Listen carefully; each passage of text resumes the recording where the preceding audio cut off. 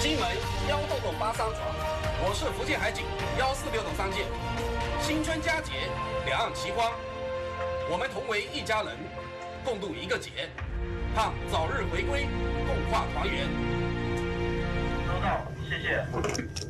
中国海警局东海分局新闻发言人朱安庆表示，2月以来，福建海警组织舰艇编队持续加强金门附近海域执法巡查，进一步强化有关海域管控力度，切实维护包括台湾地区在内的中国渔民合法正当权益和生命财产安全，有力保障下金海域正常航行和作业秩序。前方渔船，请注意航行安全。新春佳节，福建海警守护你们平安。